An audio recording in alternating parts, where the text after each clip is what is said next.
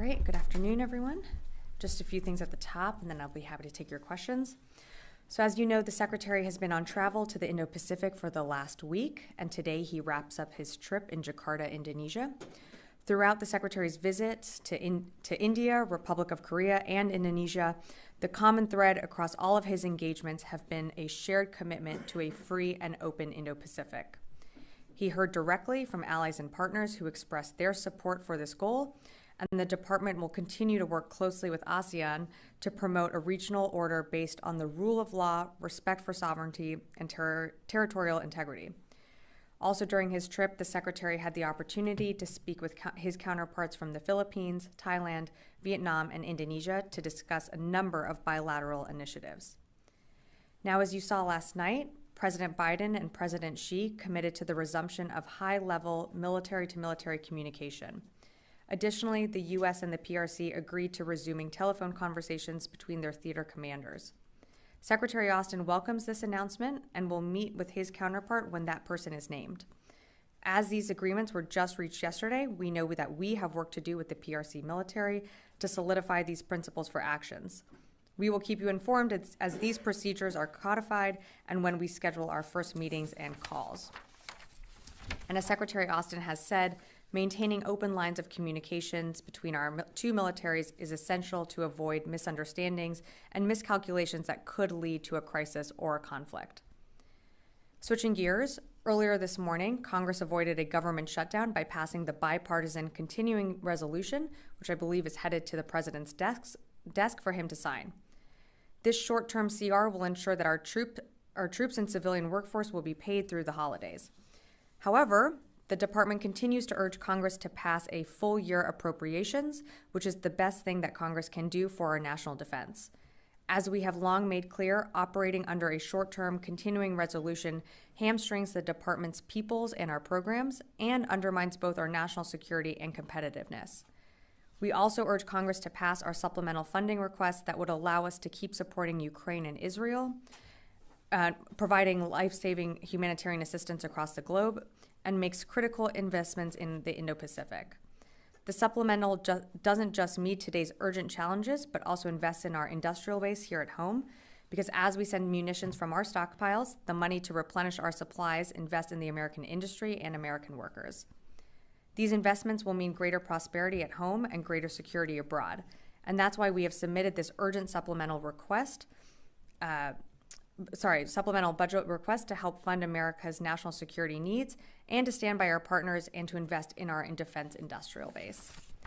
And lastly, also in Congress, an additional 3 nominations were submitted to the Senate, which means there are now 455 nominations concerning 451 general and flag officers who are currently impacted by Senator Tuberville's holds. We are encouraged by the efforts in the Senate to find a way to confirm all of our qualified nominees, given that these holds, as you've heard me say many times before, have an impact to our readiness, our national security, and our military families. These holds have lasted far too long, and every day that goes by, our department and our force suffer from them. And with that, I'd be happy to take your questions. Lita. Thanks, Sabrina. One quick question on China. Do you know when the last time the so-called red phone or whatever it was called was used between the U.S. and China? And if you don't, if you could just, can you take that? Yeah, I think I took a question similar to that last time when I was up here. So yeah, I'm happy to take that question. Okay. Yeah. And then the U.S. has now shot down a drone that was headed in the direction of the Hudner, and the Houthis have also shot down a U.S. drone. Do you believe that this drone was headed for the Hudner? Because the release says that the ship took self-defense action. Mm-hmm. Do you dispute it was headed for the Hudner? Do you think it was, or do you think it wasn't? And then, if so, at what point does the U.S. take some sort of action against the Houthis for these 2 very direct attacks on the U.S.? So I'll take your last question first. So in terms of action, as you've heard me say before, but we always reserve the right to respond at a time and place of our choosing. I don't have anything to preview from here today, and I won't get ahead of any decisions that the Secretary or that the President decides to make. In terms of the assessment that where the drone was headed, Our assessment right now is that the intended target was not the Hudner, but that the drone got so close to the crew that the commander did feel it necessary to engage and shoot down the drone. And I'm sorry, did you have one more question that I'm forgetting?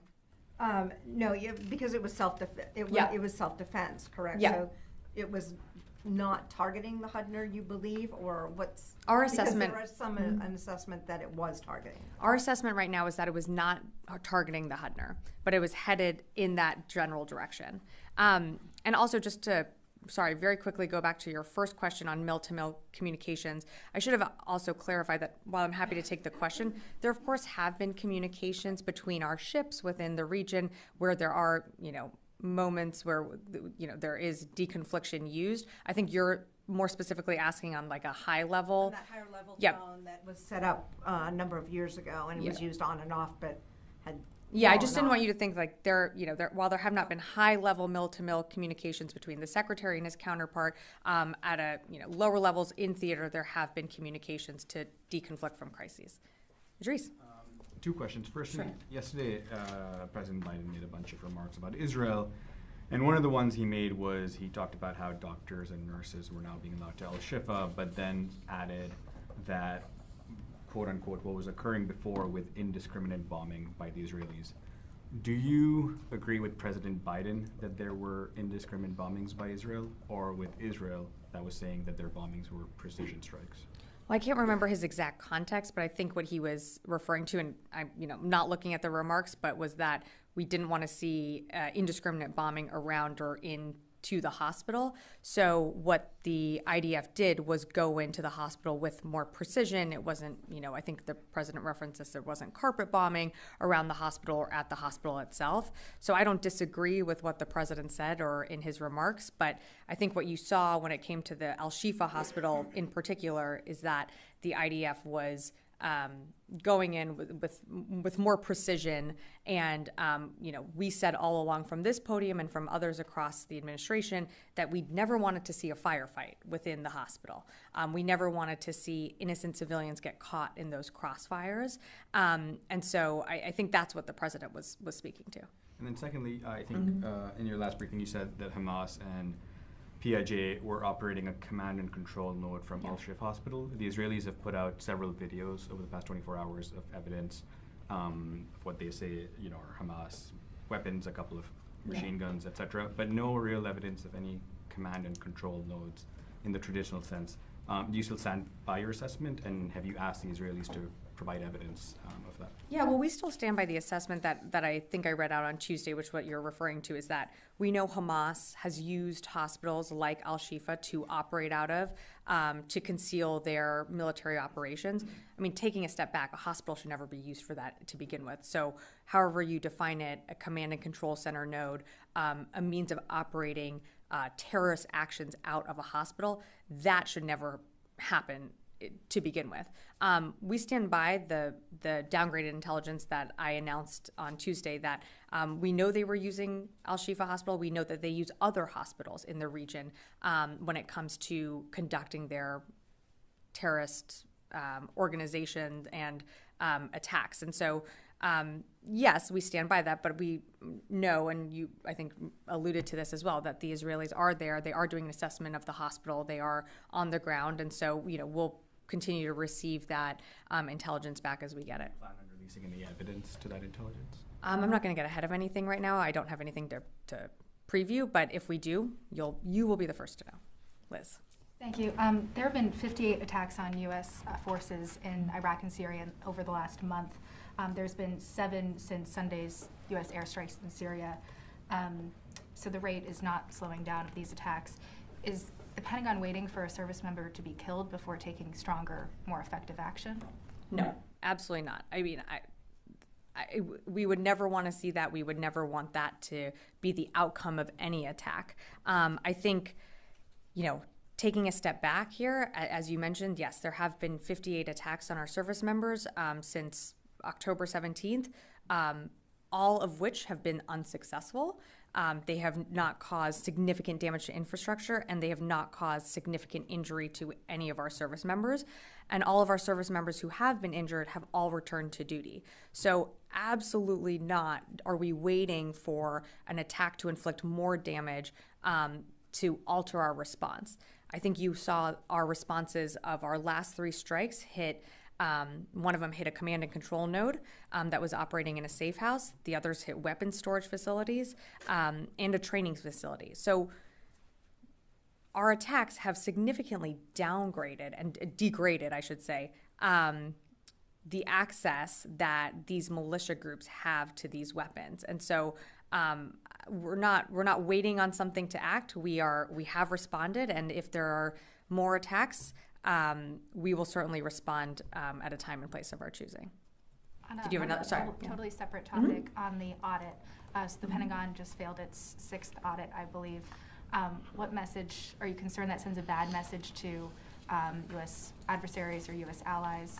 And if the Pentagon can't pass its own audit, how can the American people trust what weapons it's sending to Ukraine and Israel? Yeah. Well, we're working on improving our process. While it wasn't the results that we wanted, we certainly are learning each time an audit passes, and it's a continuing and ongoing process that this building is assessing. One of the things that the audit did do this time around was it informed how what we had for how we could supply Ukraine, and then when the events of October 7th happened and the need to assess what we could supply Israel, we were informed very much by the results of the audit from our looking all across the entire entire building here, but also what we had provided for Ukraine. So again, it's a complicated process and it's a complicated undertaking that this building has done, but we feel confident in what we are learning each time. Natasha. Yeah. The Pentagon keeps saying that there have been no serious injuries from these attacks, but more than 24 service members have suffered traumatic brain injury, which seems like a very serious injury. So I'm just wondering, how are you defining that, and how are you defining unsuccessful? And then my second question is if you have any updates on the 5, the search and recovery efforts for the 5 special operations soldiers who died last week. Yeah. I'll take the last one first. So of course, I can't remember if I addressed this last time, but that's our thoughts and prayers are of course with the families who lost their loved ones over this last weekend in a training incident. In terms of any updates on those service members, I would refer you to the Army. They would have the latest for you. In terms of the injuries, again, I know TBI, of course, that's something that anytime one of our service members is injured, whether it's serious or not, we certainly take it seriously as a department. 2 of our service members did go to launch school for further evaluation. They were returned to duty soon after. So, of course, we take any injuries seriously, but these were not serious injuries. And I think that's important to remember.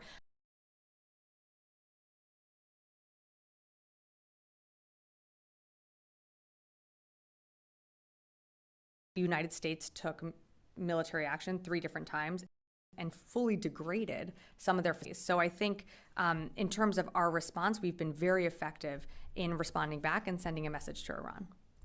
Constantine. Thanks, Sabrina. On the Hudner, Sure. Can you say how close the drone got to the ship? I can't say how close it got. I don't actually know how close it got, but it got close enough to the ship that the commander felt that it needed to engage the drone. And can you say what weapon system the ship used to engage the drone? I can. Yeah. Tony. Go back to the audit, the famous failed verb. Mm-hmm. Got a I disclaimer. was surprised. Liz took your question. I felt like I knew you were coming around to this. So, I don't really care. yeah. The disclaimer issue. Uh-huh. What do the best minds in the building assess when you may get a clean audit opinion? How many years might that be? Since getting the 6th audit took years and years to prepare, is there a ballpark estimate you can give? How many years will it take to get a clean audit opinion in all 29 of these component audits? Tony, I'm not going to lie, I'm not an expert on the audit, but what I can tell you is that we do have those experts in the building, and I'm not going to get ahead of them or predict on when we are going to get a clean audit. What I can say is every time we go through this process, we are learning, we are improving, and we put into place measures that certainly monitor how we spend money. But again, there are people in this building directly focused on that. Can you take that for that question? I mean, Well, that's a hypothetical question that I can't really get into, and well, I can't predict the future. I can't predict when we're going to get to what you're asking, and they won't be able to either. That's why each time we go through this audit process, even if it is our 6th time, we keep going through the process. We keep getting better and better at it, and when we get there, Tony, I will let you know. it's a known unknown. Okay. Yes. Yeah, Fadi. Thank you, Sabrina. I have one question and then a follow-up. Sure. So you stated that, the Hamas were using Shifa hospitals to conduct their attacks. And you referenced the intelligence assessment. When you talk about this, can you be more specific?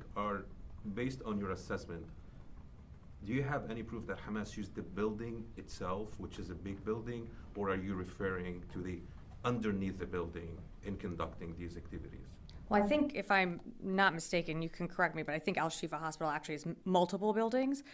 So what we know is Hamas was using Al-Shifa Hospital. I can't tell you specifically if it was just one building or multiple, but they were using the hospital to operate out of. That should stand alone as a place of concern. You have many injured civilians getting treatment there. You have babies who are just born. I don't think operating a terrorist cell out of a hospital is a way to conduct any operation, but they were doing that. So it's important to point that out. But in terms of more specifics on where in the hospital, that I don't have. That's still something that I've seen. The IDF is there and doing their assessment of where the Hamas leadership was operating out of. But what I can say and what I've said before is that we know that they were operating out of that hospital. Thank you. And then, and you said we don't want to see a firefight inside the hospital. Yeah, I said that on Tuesday. Yeah. And again today. So the Israelis raided the hospital. There was no firefight because they didn't find any Hamas fighters. Does the Pentagon support these types of activities by the IDF raiding hospitals? Well, look, that's something for the IDF to really speak to. We have been very clear with our Israeli counterparts, with Minister Gallant. The Secretary has engaged with him almost regularly, almost daily, that innocent civilians, people in hospitals that are seeking care, their lives need to be protected, and they need to be that the IDF, as they conduct their operations, need to uphold humanitarian laws and the law of war. But that's how complex and complicated this entire operation is for the IDF. The fact that you have a terrorist organization embedded or at least using and operating out of a hospital, that makes any operation for any military in the world incredibly complex. And so that's something that the IDF would have to speak to in terms of their operations, but we never want to see any type of terrorist organization operating out of a hospital, using it as a command and control center, because that does put innocent lives at risk. And that's what they were doing. They're putting these people, using them as human shields, for what? And so I think it's just important. You raise an excellent question, but I think it's also important to remember why these people were put in that position to begin with. Wafa. Yeah. Thank you, Sabrina. So can you please update us on the department level of engagement in daily military operations in Gaza? And also when you say you're engaged, like there's daily interaction, or you reach out to the Israelis on a daily basis, do they actually listen to you when you express concerns or ask questions about the military operations? Sure. So as you mentioned, and I've said, we do have daily conversation or near daily conversations with the Israeli government. That's from the secretary. But of course, there are levels all across this government that are also having those conversations. I'm not going to go into more details of those conversations other than, we do put out a readout each time. You can certainly see a common thread of what we're emphasizing in those readouts, that yes, Israel has the absolute right to defend itself against the horrific terrorist attack that happened on October 7th. But of course, we are urging as always, in every single call, that humanitarian laws, innocent civilians must be taken into account for any operation. We do feel like they've been receptive to us. They continue to engage in our calls, and that's a good sign. We want to keep those lines of communication open. And I'm sorry, you had a first question that the level of engagement, the department level of engagement in the daily operation. Sure. So from the secretary, and then of course there are levels below him that engage with their Israeli counterparts. It's not just from the secretary's level. Of course, we have our policy team here. The joint staff engages, on their side. So it's multiple levels, not just happening at the secretary level. I'm sorry. Yeah, sorry. So when you say you have daily discussions, and can you please give us a sense about how the what's next? What are the goals of the Israelis? What's the way ahead in Gaza? Sure. On day 41 or 42, I believe, and the Israelis couldn't achieve much but killing civilians so far. So do they share their goals with you on a daily basis? So again, I'm not going to get into the private conversations. We have readouts that we put out after every call, and then we have engagements below the secretary's level that continue at all different levels and pretty regularly. I'm just not going to get into any further details of those calls. We're not the IDF. We're not on the ground. We're not in their operations, but we certainly ask the questions that we feel that we need to ask. We push where we feel that we need to push, and that's what good partners do. And so I'll just leave it at that. Chris? Oh, did you have one more? Okay, one more and then I'll go to Chris. Yeah. So I want to ask you about if you still have the same level of concern about a wider conflict in the region, even though Hezbollah didn't show intentions to really engage in a comprehensive war with Israel so far. Yeah, we absolutely have concerns of this widening out to a wider regional conflict, which is why we have positioned the assets in the region that we have, with our 2 carrier strike groups, with more aircraft in the region, with the 26 MU also there that remains untasked, but ready in case needed. Absolutely, that's why we're concerned, and that's why you saw the secretary, at the direction of the president, surge these assets to the region to make a statement, and to make a statement to Iran that getting involved or seeking a wider regional conflict is not the right course of action. Now I'll go to Chris. Yeah. Thank you, Sabrina. Yeah. I just wanted to pick apart the degrade versus deterrence element of these Okay. airstrikes. You said they were significantly degraded, these malicious capabilities. Mm-hmm. If the department deems these, and the president deems these strikes are necessary in the future, how feasible is it for the United States to destroy, blow up enough of their capabilities that even if they want to, they can't attack U.S. forces?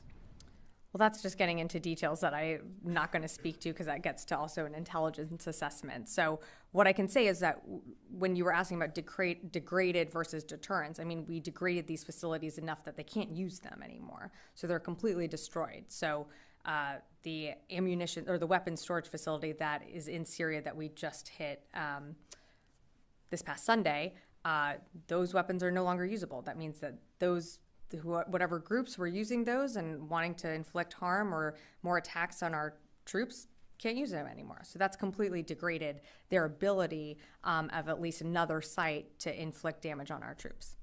Joseph, yeah. Thanks. One on the drone, the MQ-9. Can the Pentagon publicly attribute that to the Houthis, that they launched that drone? I think we know it came from Yemen. Again, we're still doing an assessment of the attribution, but I would have no reason to doubt that it would have come from the Houthis, but it's, not like they sent a note with it. Sure. Yeah. All right. And the second one, on Israel, senior... Maybe that was more flippant than I needed to be, but you know what I mean. Like, we're still doing an assessment of the ownership of, who launched the drone, but we do know it came from Yemen. And earlier today, a senior defense official said that this department is involved in tracking civilian casualties in Gaza, obviously as a result of both sides, but also the Israeli strikes in Gaza. Is CivCaz involved? Can you elaborate at all? And is there a report that's going to be coming out? I mean, we're over a month into the conflict now. I'm not sure what you're referencing by keeping track of civilian casualties in Gaza. I haven't. Based on U.S. military support to. I haven't seen that. I mean, again, we do our own assessments, but I have nothing to read out of as we get information. Again, we're not on the ground here. We know that the health ministry does put out civilian casualty numbers, but that is run by Hamas. So we have to, of course, take that with a bit of a grain of salt here. But I don't have an independent assessment on our side that we're doing right now. Are you guys asking the Israelis to try? I mean, obviously, they can't keep track of every single one when they're this high, the number. But are you guys asking them to keep track?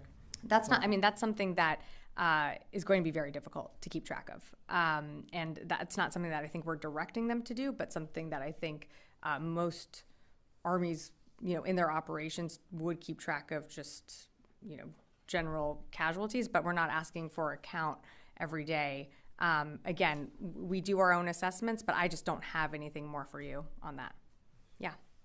North Korea announced that they successfully test a solid fuel engine for intermediate range ballistic missile. So do you think that this engine is related to the Russian technology North Korea may receive from Russia? That I couldn't speculate on. I'm not sure. Yeah. Yes. Thank you, Sabrina. The Israeli Prime Minister Benjamin Netanyahu, he shared a detailed animation and the IDF as well of the Shifa hospital and a detailed drawing of the Hamas possible, garrisons underneath the hospital building. Okay. So so far we saw only a couple of videos established by or broadcasted by the IDF social media. Shows us a couple of assault rifles only. Since you have very close contact with your Israeli counterparts, do you have any information about solid proof of these animations that the Israeli Prime Minister shared before? I can't speak to the animations or video that you're speaking about. I just haven't seen it, so it's hard for me to respond to exactly what you're referencing. We were very clear on when I came out on Tuesday, and can reiterate that we know that the hospital was used as a operation center for Hamas. They were using it. They had their, I don't know if leadership, but they had militants in there operating out of the hospital. But I don't have more for you in terms of what you're referencing in terms of the video. Sorry. Yeah. I have a couple on Ukraine. So could you please provide a preview of the next Ukraine Defense Contact Group meeting? I believe it's going to be the last meeting this year. So what's the focus going to be on? And do you expect to hear any announcement about new aid packages, etc.? So I don't have an announcement yet for the next Ukraine Defense Contact Group, but you know that they meet monthly. And so I think we should expect an announcement within the next few days of when the next one will be. In terms of aid packages, you've seen us roll out pretty consistently aid packages for Ukraine.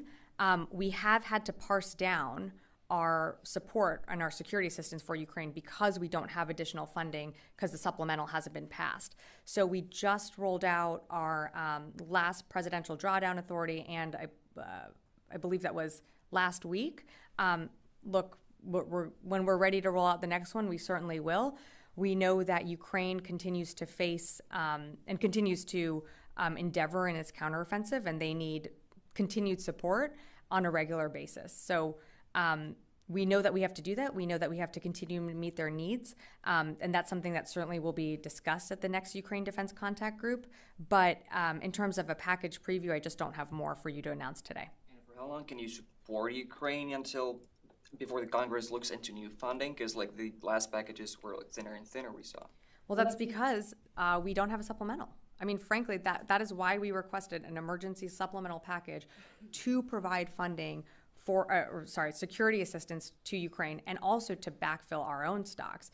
The supplemental, again, is in Congress. We continue to urge Congress to pass a supplemental. A supplemental is put forward and packaged together because it's an emergency request. It's not part of the budget process. And so we have a large amount that we want Congress to authorize for Ukraine and for Israel and for our investments in the Indo-Pacific and, of course, for our own investments in our defense industrial base.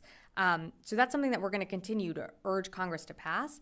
But you're absolutely right. You have seen smaller packages because we need to parse these out.